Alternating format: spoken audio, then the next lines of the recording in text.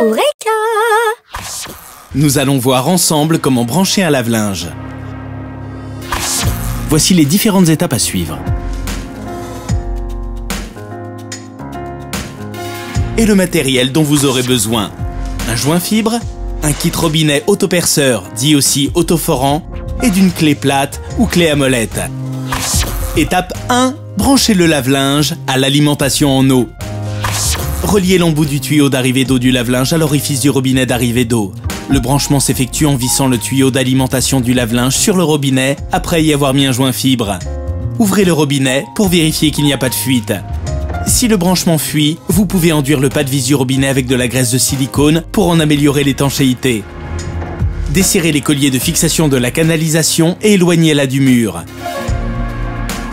Choisissez l'endroit où vous allez installer la bride du robinet autoperceur et nettoyez cet emplacement avec de la laine d'acier. Dévissez le robinet de sa bride, puis démontez la bride.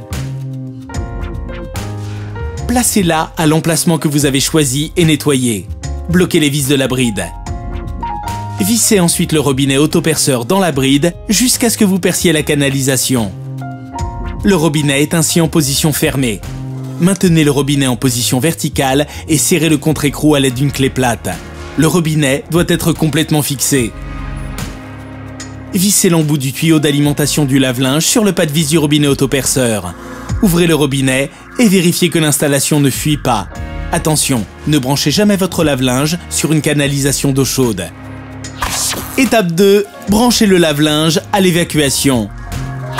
Généralement, le tuyau d'évacuation est en PVC et muni d'un coude qui sert de siphon. Branchez le tuyau d'évacuation d'eau du lave-linge dans le tuyau d'évacuation général. Le tuyau d'évacuation d'eau du lave-linge ne doit pas être trop enfoncé dans le tuyau d'évacuation général pour éviter les reflux. Enfoncez-le suffisamment quand même dans le tuyau d'évacuation général pour que la pression de l'eau ne risque pas de l'éjecter.